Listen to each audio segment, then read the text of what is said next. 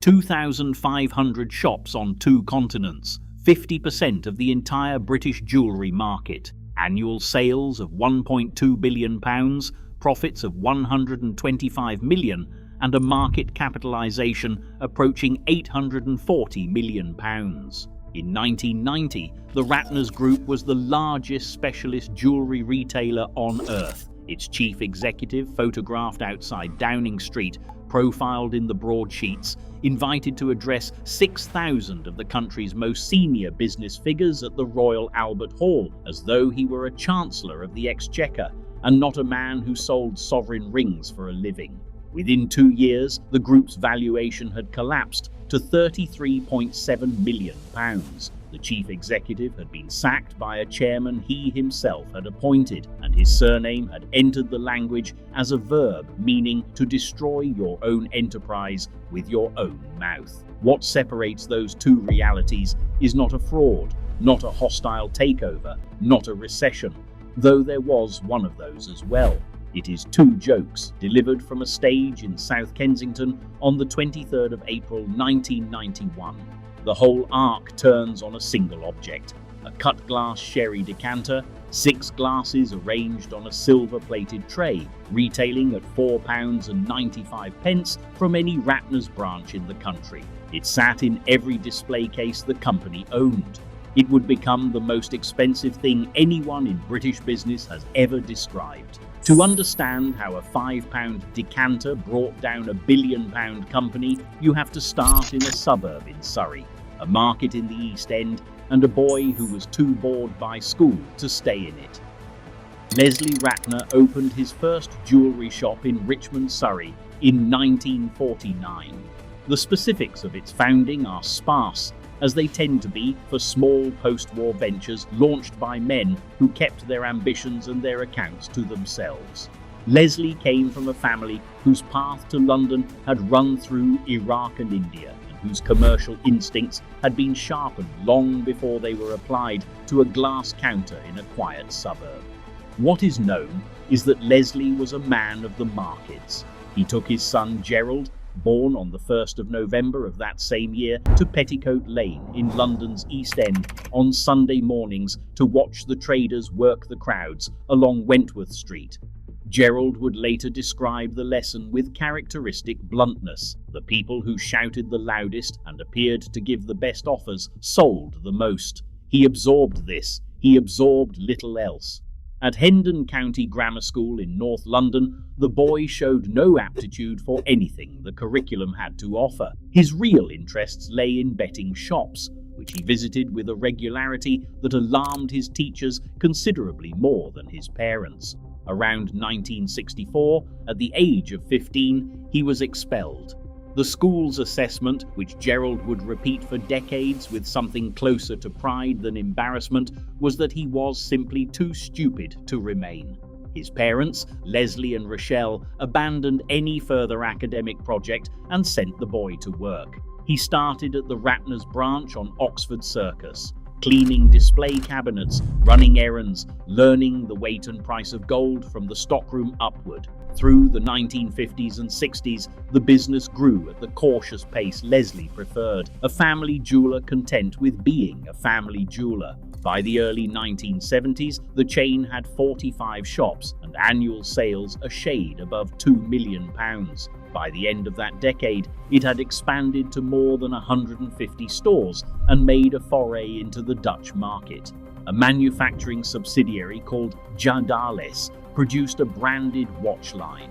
None of this was spectacular. Ratners occupied the British High Street the way a dentist occupies a parade of shops, present, functional, and entirely unremarkable. Then, in 1983, Leslie Ratner was diagnosed with a brain tumour. It was benign, but its effects on his behaviour were sweeping. Gerald described the change with a clinical precision that suggests he spent years thinking about how to articulate it. Before the tumour, his father had been patient, understanding, and kind. Afterwards, he did not seem to have many feelings about anything at all. Leslie could no longer run the business.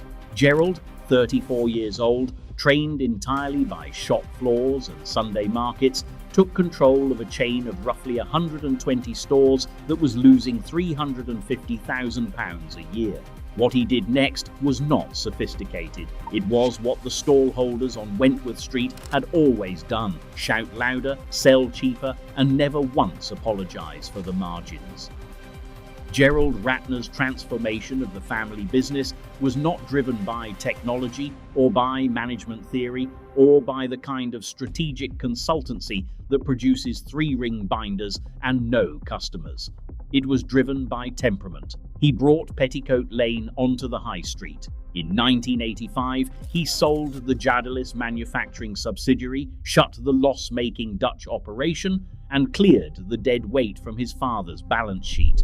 Then he remade the shops. The hushed interiors and velvet display trays gave way to fluorescent orange posters, window banners advertising half-price gold, and music playing through the speakers. Earrings appeared at prices below £1. Gold chains were stacked on promotional tables with a cheerful indifference to the conventions of the luxury trade.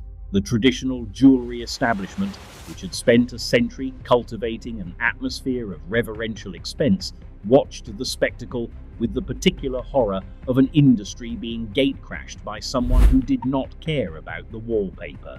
But the customers came, people who had never set foot in a jeweller's shop, because jewelers' shops had always communicated through lighting and layout and the quiet scrutiny of the staff that people like them were not entirely welcome, walked through the doors in their thousands.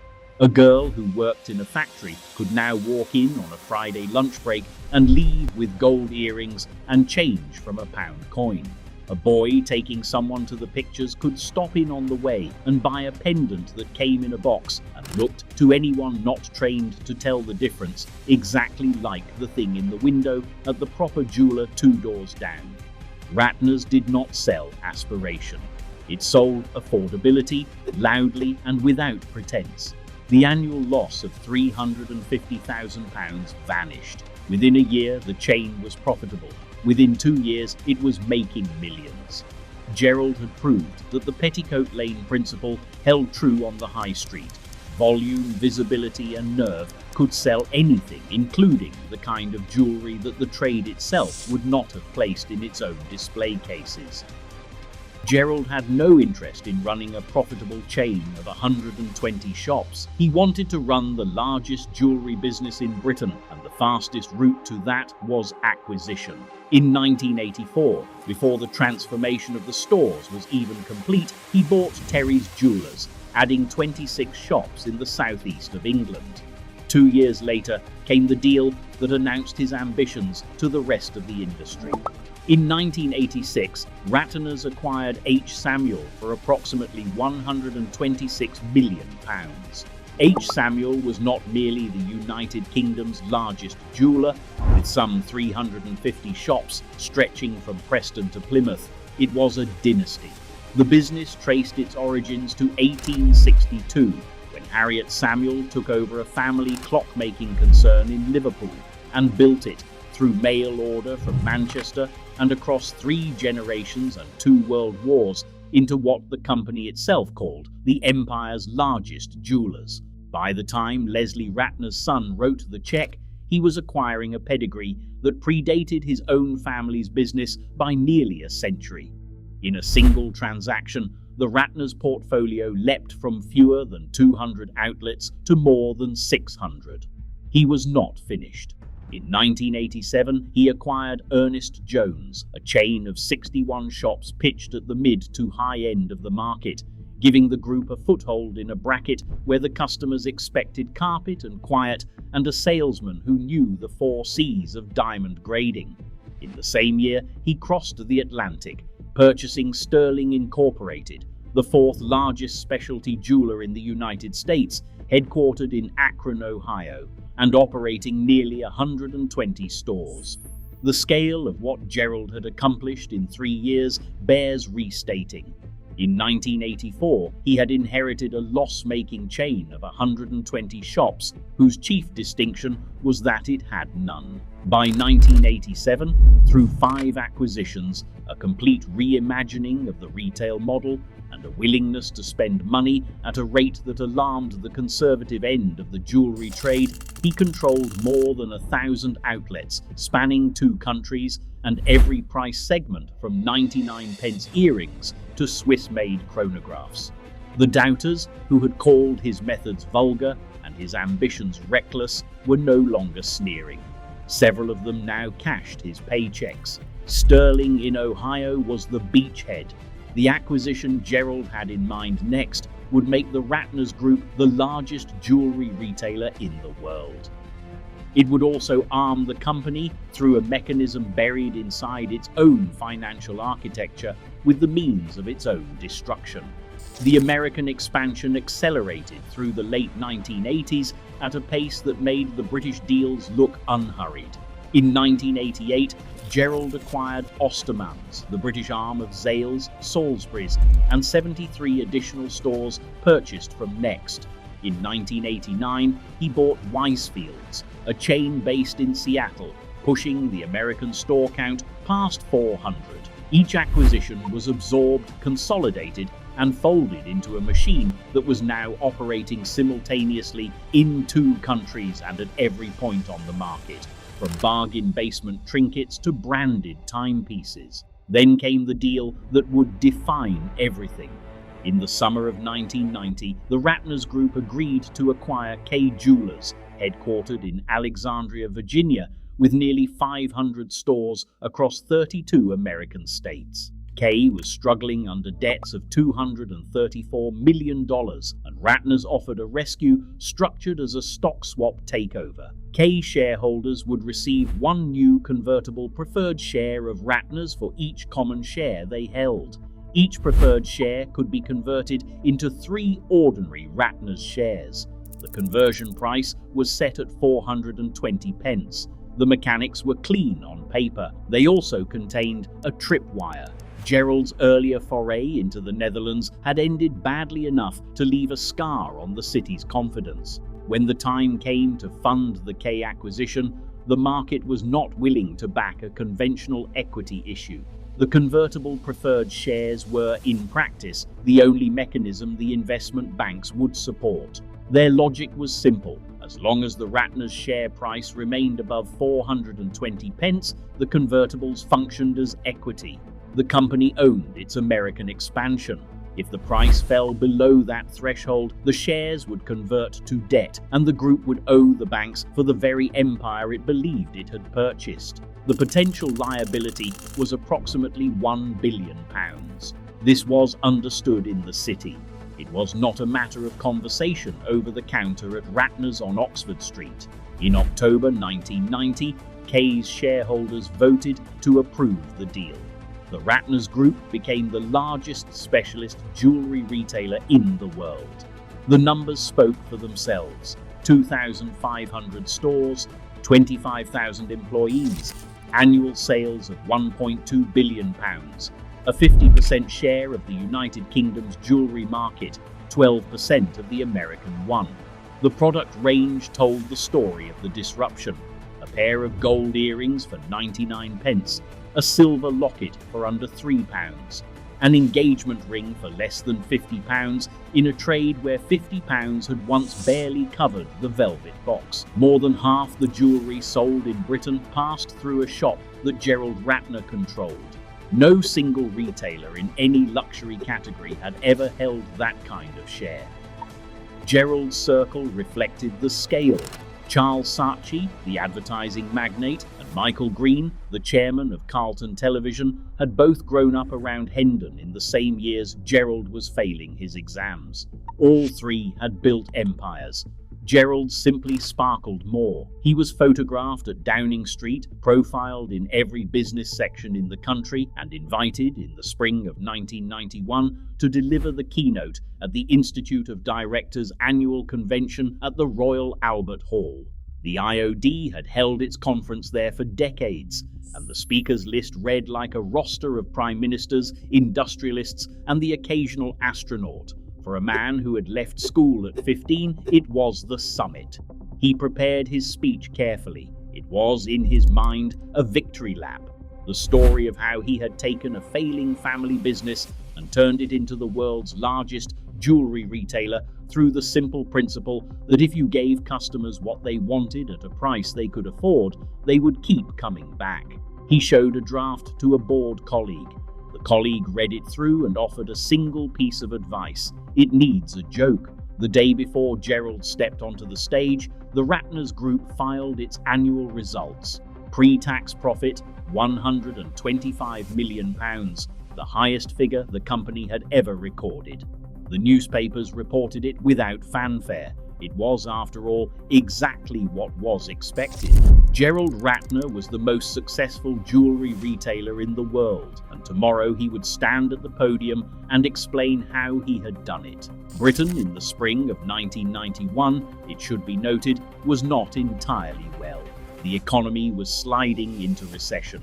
Mortgage rates had bitten, negative equity was spreading across the suburbs like damp, and repossessions were climbing week by week. The tabloids, starved of vivid business stories in a grey and anxious climate, were in the market for a target. They had not yet found one. Imagine a Ratners on a Saturday afternoon, sometime around 1989 or 1990. You would not have had to imagine very hard, because there was one on almost every high street, every shopping precinct, every covered mall in the country. Walk past the window and the orange posters hit you first. Sale, half-price gold, everything must go. The door is open. Music is playing, something from the charts, loud enough to hear from the pavement. Inside, the display cases are arranged not like a jeweler's, but like a sweet shop. Trays of chains laid out in rows, racks of earrings on spinning stands, watches under glass on every counter, all of it lit to catch the eye rather than flatter the stone. Gold earrings for under £1, a silver bangle for a couple of quid, a sovereign ring for under 20. And there, on the shelf behind the till, the cut glass sherry decanter set. 6 glasses on a silver-plated tray, £4.95. The kind of thing you bought for your nan at Christmas because it came in a box and looked like something respectable, and because, at that price, you could also afford a card and a bunch of flowers. The shop smells of carpet and glass polish and the faint synthetic sweetness that new jewelry emits when it has been sitting under halogen lamps all day. There are couples in here, teenage girls spending their first pay packets, men with their hands in their pockets staring at engagement rings they can suddenly afford. No appointment necessary, no eyebrow raised. At Christmas, when half the country needed something in a box for under £10, the queues stretched past the window displays and onto the pavement, and every till in the chain rang from opening to close. Ratner's was not beautiful. It was not discreet. It would never have been mistaken for Bond Street, and it did not pretend to be. The jewelry trade loathed it in the way that established professions loathe anything that works without observing the formalities. But for a generation of British customers, working class and lower middle class families who had never previously had a reason to walk into a jeweller's, Ratner's was where you went for the small celebrations. A 16th birthday, a wedding anniversary, a first date present that said you cared enough to give her something that came in a proper box. 25,000 people earned their wages behind those counters and in those stockrooms. Millions of customers walked through those doors every year. The company believed, because the numbers told it to, that there was no reason any of this should stop. But the colleague had been right. The speech did need a joke. Gerald Ratner found two. The 23rd of April 1991, the Royal Albert Hall, Kensington Gore, South Kensington. 6,000 business leaders, executives, journalists, and according to at least one contemporaneous account, minor royals. Gerald Ratner took the stage. The speech opened conventionally, touching on the IOD conference themes of quality, choice, and prosperity. 3 minutes in, he departed from convention. His company, he told the audience, did not exactly represent prosperity. Come to think of it, it has very little to do with quality as well. The audience shifted in its seats, amused and slightly uneasy, the way an audience shifts when it senses that a speaker has slipped his leash. Then the decanter. The company sold, Gerald explained, cut glass sherry decanters complete with 6 glasses on a silver-plated tray that your butler could serve you drinks on, all for £4.95. People asked how it was possible to sell such a thing at such a price. I say, because it's total crap. 6,000 people laughed. The journalist seated among them wrote the line down. He was not finished. Several minutes later, he returned to the theme. The company sold a pair of gold earrings for under £1, he noted. Some people pointed out that this was cheaper than a prawn sandwich from Marks and Spencer. I have to say, Gerald added, the sandwich will probably last longer than the earrings.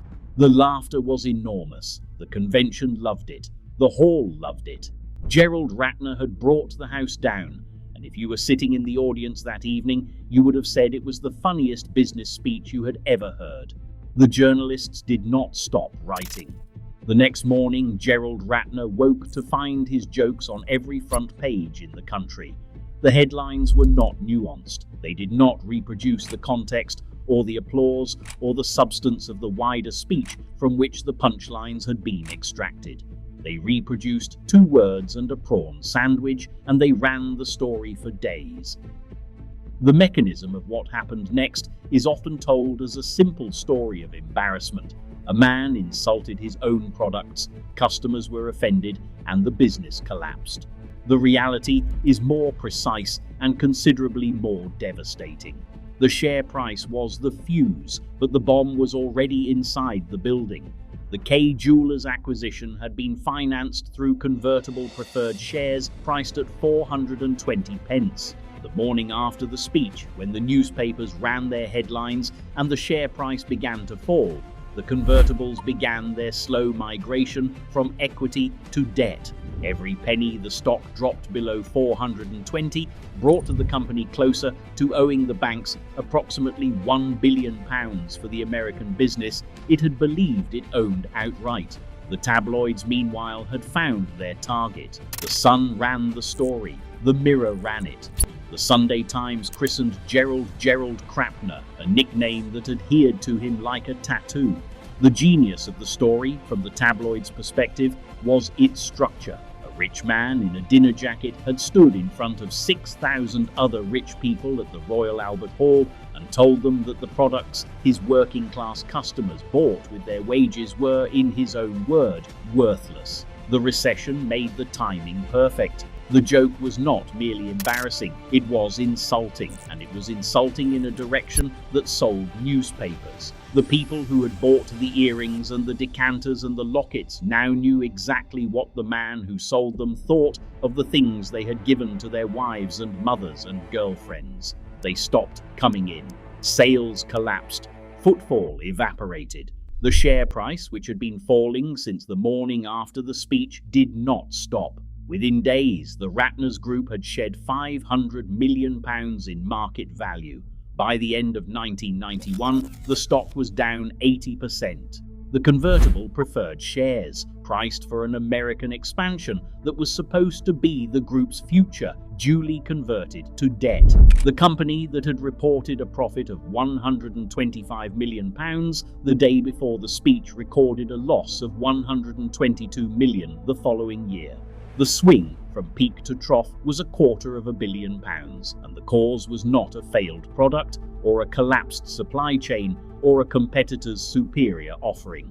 It was 2 jokes delivered to laughter. Gerald attempted salvage. He appeared on Wogan the evening after the speech, apologized, explained that it had been a joke. He tried in-store promotions that put a humorous spin on the remarks. Nothing took. The word had bonded to the brand, and no amount of orange poster could dissolve the adhesive. Customers did not merely drift away, they avoided the shops with the active determination of people who had been made to feel foolish. The staff behind the counters, 25,000 of them at the peak, watched the footfall thin and the tills fall quiet and understood in the way that shop floor workers always understand before the boardroom does that the game was over.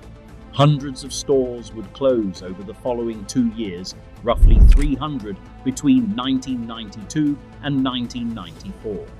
Thousands of jobs would disappear. Managers, sales assistants, stockroom staff, cleaners, the entire invisible workforce that keeps a retail chain functioning across a country.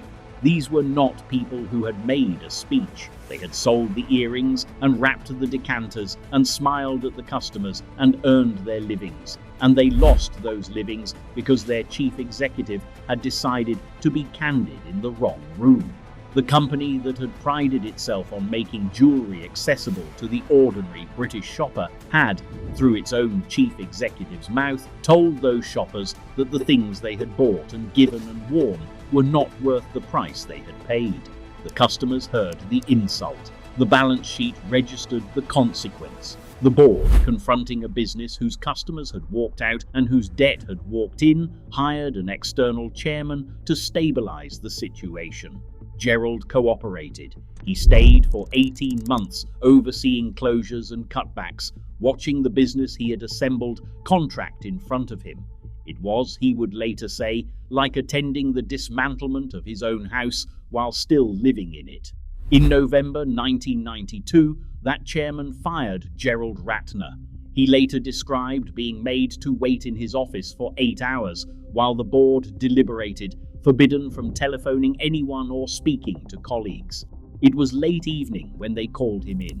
The meeting lasted 15 minutes.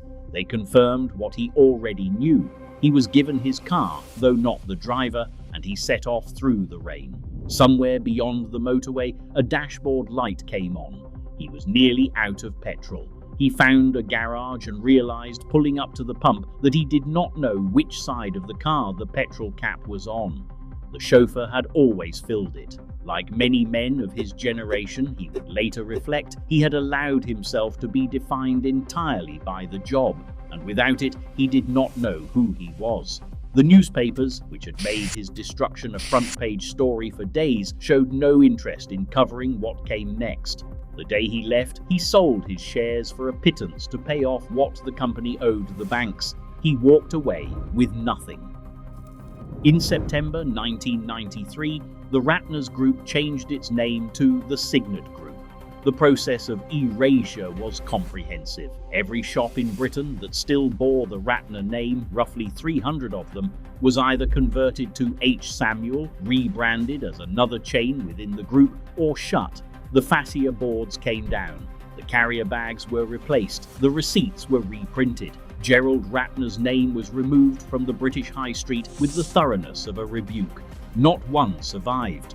The man who had built the world's largest jewellery retailer discovered that his name was now more famous as a synonym for self-inflicted catastrophe than for anything he had ever achieved. Doing a Ratner entered the dictionaries, the business textbooks, the after-dinner routines, and the corporate training seminars. It has never left. The years that followed were, by Gerald's own account, the worst of his life. Unemployable in any senior role, publicly ridiculed, financially stripped, he retreated from the world his energy had built. He spent years in a state of depression and isolation that he would not discuss in detail until much later. The man who had run 2,500 shops could not, for a time, bring himself to leave his own house. He kept waiting for the story to fade. It did not fade. If you searched his name then or now, the first result was not a business achievement. It was a Wikipedia entry explaining what doing a Ratner meant. In 1997, Gerald Ratner took out a loan of £155,000, secured against his house. He was not buying jewellery, he was buying a gym. He built a health club business and sold it 4 years later for £3.9 million. It was the first evidence that the instincts Petticoat Lane had given him had survived the Royal Albert Hall. In 2003, he launched an online jewellery business, but the Signet Group, the corporate descendant of the company he had founded, blocked him from trading under his own surname. He called the venture Gerald Online. The name Ratner was, by contract and by connotation, no longer available to the man who bore it. Gerald Online grew. He returned to public life, first cautiously and then with a showman's relish that would have been recognizable to the stallholders on Wentworth Street. He became a motivational speaker, commanding fees of £5,000 to £10,000 per engagement, delivering the story of his own destruction to corporate audiences who paid handsomely to hear a man explain with evident good humour how he had lost everything by telling the truth. They called him the Sultan of Bling. He did not seem to mind. In 2007, he published an autobiography and called it, with the compressed candour of a man who had learned what words cost, the rise and fall, and rise again. The company he built is now Signet Jewellers Limited, domiciled in Bermuda, headquartered outside Akron in Ohio, and listed on the New York Stock Exchange. Its annual sales exceed $6.7 billion. It operates more than 2,600 stores worldwide, under names that Gerald Ratner either bought or competed against in the 1980s, Kay Jewelers, Zales, and Jared in America, H. Samuel and Ernest Jones on the British High Street. The two UK chains that Gerald acquired for a combined sum exceeding £180 million are still trading, still occupying parade frontages from Aberdeen to Exeter, still selling earrings and engagement rings and watches to the same customers Ratners once served. The Ratner name appears nowhere on any of them. It appears nowhere on any shop in Britain. It appears nowhere at all, except in the language, where it means what it has meant since April 1991. And then, in December 2025, a report. Gerald Ratner, now 76 years old, had launched a bid to buy back H. Samuel and Ernest Jones from Signet. He wanted to acquire the UK division. He wanted to be chairman. He had investors lined up, he said, and had been waiting 34 years. Signet declined to comment. It was not the first time he had tried. In 2007, he had bid £350 million for the British arm. That bid, too, was refused. The cut-glass sherry decanter with 6 glasses on a silver-plated tray no longer sits on any shelf in any shop in Britain. The stores that stocked it have been renamed, rebranded, or bricked up. The name that once hung above 2,500 doors has been removed from every one of them and replaced by names that were old before Gerald Ratner was born. The man himself is still trying to get back in. He is 76. He has been a market trader, a mogul, a punchline, a bankrupt, a gym owner, and an internet retailer. He has told the story of the decanter to more paying audiences than he ever sold it to. And each time he tells it, the laughter comes in a different place. The decanter cost £4.95. The company it belonged to was worth £840 million. The distance between those two figures turned out to be exactly one speech in one hall on one evening in April. The decanter has not survived. The hall has not moved.